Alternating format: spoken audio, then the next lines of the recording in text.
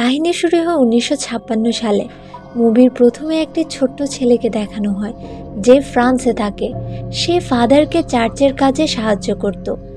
একদিন রাতে ওয়াইন রাখার জন্য ছোট্ট ছেলেটি চার্চের নিচে বেসমেন্টে যায়। সেখানে যাওয়ার পর তার অনেক বেশি আনইজি ফিল হয়। কিছুক্ষণ পর ছেলেটি সেখানে অনেক ভয়ানক কিছু আওয়াজ শুনতে পায়। ছেলেটি ভয়ে ফাদারকে জোরে জোরে ডাকতে শুরু করে। ফাদার যখন বেসমেন্টে আসে তিনি দেখেন চার্চের হোলি ওয়াটারগুলো নিজে নিজে ফুটতে শুরু করে এবং তা বাষ্পে পরিণত হয়। ফাদার হঠাৎ হাওয়াতে ভাসতে শুরু করে এবং কোনো এক শয়তানিক শক্তির কারণে তার পুরো শরীরে আগুন লেগে যায় এবং ছোট্ট ছেলেটির সামনেই ফাদার আগুনে পুড়ে মারা যায়। এরপর চার্চের উপরের অংশে নানকে দেখানো হয়, আর চার্চের সামনের রাস্তা দিয়ে একজন মানুষকে দেখা যায় ব্যাগ নিয়ে যেতে। এরপর দেখানো হয় সিস্টার আইরিনকে, যে দ্য নান পার্ট 1-এও ছিল। আইরিন আরেকটি চার্চে কাজ করে যেখানে তার সাথে আরও একজন কাজ করত যার নাম সিস্টার ড্যাব্রা। আইরিন এবং ড্যাব্রার সম্পর্ক ভালো ছিল। আইরিন ড্যাব্রাকে বলে তার বাবা তাকে একদম ভালোবাসত না, কারণ কোনো কিছু খারাপ হওয়ার আগেই আইরিন তার সংকেত পেয়ে যেত। এরপর চার্চের কাহিনী দেখানো শুরু হয়। একজন মরিস নামের লোককে দেখানো হয় যে একটি স্কুলের হোস্টেলে কাজ করে। ওই হোস্টেলে একজন মহিলা ছিল যে সবসময় রাগান্বিত অবস্থায় থাকত, কারণ তার ছেলে এই হোস্টেলের এক চ্যাপেলে মারা গিয়েছিল। এই মহিলাটি ছিল স্কুলের প্রিন্সিপাল। ওই হোস্টেলে একটি মেয়ে ছিল যার নাম সোফি। সোফির মারিসের সাথে অনেক বেশি ভালো বন্ধুত্ব ছিল। ওই স্কুলে এমন মেয়ে ছিল যারা সোফিকে অনেক বিরক্ত করত। মরিস সব সময় সোফিকে বাঁচাতো, কিন্তু মাঝে মধ্যে মরিস অনেক বেশি অ্যাবনর্মাল বিহেভ করত। যেমন একদিন একটি মেয়ে এসেছিল কিছু সাপ্লাই দেওয়ার জন্য। তখন সে দেখে মরিস জীবিত তেলাপোকা খাচ্ছিল। যখন মরিস দেখে ওই মেয়েটা তাকে দেখে ফেলেছে, মরিস ওই মেয়েটাকে মেরে ফেলে। এর থেকে বোঝা যায় মরিসের শরীরে নানের আত্মা রয়েছে। সিস্টার আইরিনের স্বপ্নে সে মরিসকে দেখতে পেত এবং মরিস স্বপ্নে তার কাছে সাহায্য চাইত। একদিন আইরিন তার স্বপ্নে মরিসকে ডিমন হিসাবে দেখতে পায়। ভয় পেয়ে আইরিনের স্বপ্ন ভেঙে যায়। এরপর দেখানো হয় সোফির কিছু বন্ধুরা মিলে সোফিকে একটি চ্যাপেলে নিয়ে যায়, যে চ্যাপেলে যাওয়ার সবার জন্য বারণ ছিল। আর সোফিকে টাস্ক দেয় চ্যাপেলের জানলায় যে ছাগলের ছবি রয়েছে সেই ছাগলের চোখে টর্চ মারতে। ভয় লাগানোর জন্য তার বন্ধুরা এটাও বলে ছাগলের চোখের মধ্যে ডিমন রয়েছে, যে এই ডিমনকে রাগান্বিত করে শয়তান তাদেরকে মেরে ফেলে। সফির বন্ধুরা তাকে সেখানেই ফেলে চলে যায়। সফির আস্তে আস্তে অদ্ভুত অনুভূতি শুরু হয়। তখন সে নানকে দেখতে পায়। তখন মরিস আসে এবং সফিকে বাঁচিয়ে ফেলে। এরপর আবার সিস্টার আইরিনকে দেখানো হয়। সেই চার্চের ফাদার সিস্টার আইরিনকে বলে কিছু কিছু জায়গায় আবার ফাদার এবং নানদের মৃত্যু ঘটছে। মুভির প্রথমে যে ফাদারকে মেরে ফেলা হয়েছিল তিনি তার কথাও বলেন এবং বলে সে 100% শিওর যে নান আবার ফেরত এসেছে। ফাদার সিস্টার আইরিনকে অনুরোধ করে সে যেন আবার নানের সাথে লড়াই করে।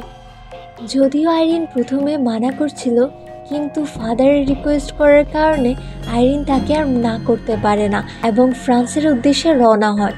ট্রেনে ওঠার পর আইরিন দেখতে পায় তার সাথে ড্যাব্রাও চলে এসেছে। আইরিন ড্যাব্রাকে বলে যদি চার্চের ওরা জানতে পারে সে তার সাথে এসেছে তাহলে ড্যাব্রাকে চার্চ থেকে বের করে দিবে। ড্যাব্রা বলে তার মাও আগুনে পুড়ে মারা গিয়েছিল। ফ্রান্সে যাওয়ার পর আইরিন সে চার্চে যায় এবং সেখানে ওই ছেলেটির সাথে দেখা হয়। আইরিন ছেলেটিকে জিজ্ঞেস করে যেদিন ফাদার মারা গিয়েছিল সেদিন সেখানে অদ্ভুত কিছু দেখেছিল কিনা। ছেলেটি বলে নানের ছায়া দেখেছিল। সেই মুহূর্তে আবার নানকে দেখানো হয়। আইরিন দেখতে পায় নান তার গলা টিপে ধরেছে এবং একজন ছেলে নানের চোখ উপড়ে ফেলেছে। তখনই ড্যাব্রা চলে আসে এবং আইরিনকে বাঁচিয়ে ফেলে। অন্যদিকে সোফিয়ার স্কুলে অ্যাবনর্মাল কিছু ঘটনা ঘটছিল। মরিসের উপর বারবার নান ভর করছিল। এটাতে কিছু স্কুলের বাচ্চা অনেক বেশি ভয় পেয়ে যায়। ড্যাব্রা আইরিনকে হসপিটালে নিয়ে যায়। সেখানে আইরিনের মনে আসে গতবার মরিস নানের হাত থেকে আইরিনকে বাঁচিয়েছিল।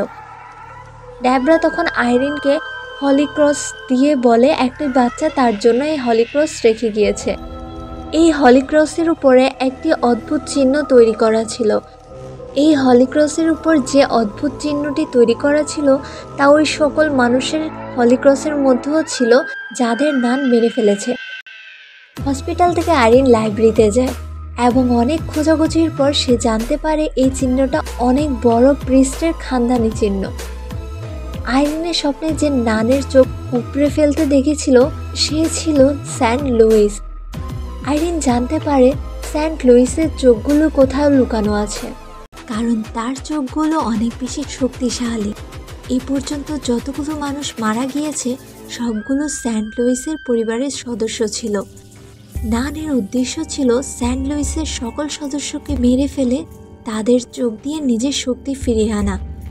এখানকার লাইব্রেরিয়ান আইরিনকে বলে একসময় নান অনেক ভালো ছিল, কিন্তু কোনো এক কারণে গড তার থেকে সকল শক্তিই নিয়ে ফেলে।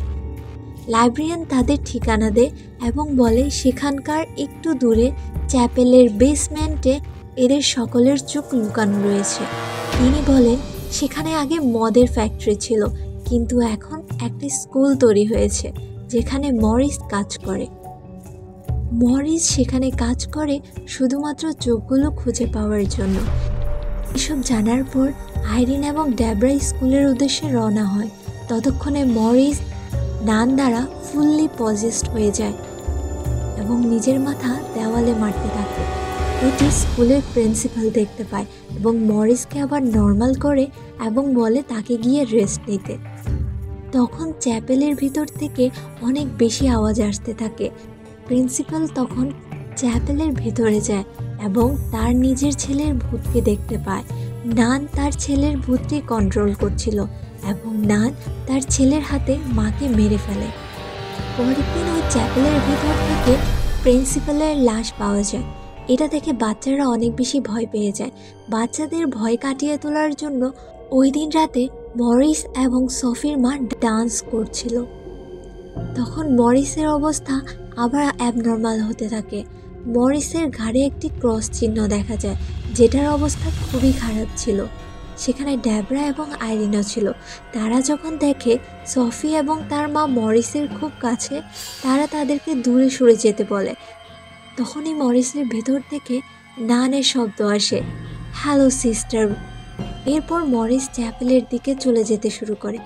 তখন আইরিন তাকে থামানোর চেষ্টা করে। সে আইরিনকে ধাক্কা দিয়ে নিচে ফেলে দেয়। ও ডেবরাও তাকে থামাতে চায়, কিন্তু শয়তানিক শক্তির কারণে উল্টো ডেবরার বিপদ বেড়ে যায়। তখন আইরিন বাইবেলের কিছু শব্দ পড়তে থাকে। এর কারণে মরিস থেকে নানের শক্তি কমতে শুরু করে। তখন ডেবরা গিয়ে মরিসের মাথায় আঘাত করে। আঘাতের কারণে মরিস বেহুশ হয়ে যায়। আইরিন এবং ডেবরা মরিসকে এক জায়গায় বেঁধে রাখে।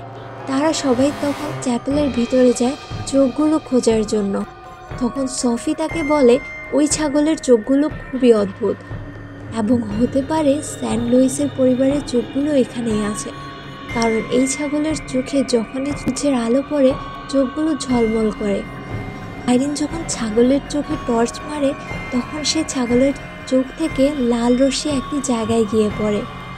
তারা ওই জায়গাটা খুঁজতে শুরু করে। এরপর একটি বক্সের মধ্যে আইরিন চোখগুলো খুঁজে পায়। সেই মুহূর্তে মরিস জেগে ওঠে এবং তার আসল রূপে এসে বাচ্চাদের ভয় লাগাতে শুরু করে। ডেবরা সবাইকে নিয়ে রুমে চলে যায়, কিন্তু সেখানেও প্রিন্সিপাল ম্যামের আত্মা তাদের ভয় দেখাতে শুরু করে। মরিস চোখগুলোর জন্য আইরিনের উপর হামলা করে।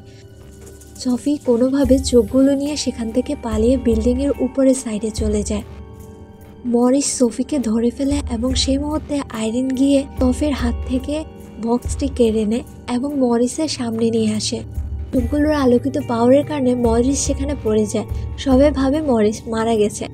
আইরিন যখন মরিসকে চেক করতে যায়, হঠাৎ মরিস জেগে ওঠে এবং চোখগুলো সিস্টার আইরিন থেকে কেড়ে নেয়। এরপর নান তার হারানো শক্তি আবার ফিরে পায়। নান তার নিজের রূপে ফিরে আসে এবং তার চোখে হলুদ রশ্মি বের হতে থাকে। নান তখন সফির একজন ক্লাসমেটকে নিয়ে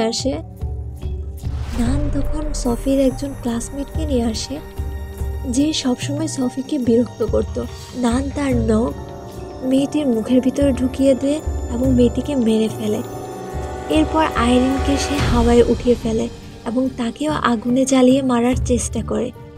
চোখ বন্ধ করার পর আইরিন তার মাকে দেখতে পায় এবং তার মায়ের চোখেও সে হলুদ রশ্মি ছিল। আইরিন বুঝতে পারে সেও সেন্ট লুইসের বংশধর, তার কাছেও সে শক্তি রয়েছে। আইরিন তার শক্তি জাগিয়ে তোলে এবং আগুন নিভিয়ে দেয়। এটি দেখে নান অনেক বেশি রাগান্বিত হয় এবং সফির উপর হামলা করে। তখন আইরিন সবাইকে প্রে করতে বলে এবং সেখানে আইরিন ওয়াইন দেখতে পায়।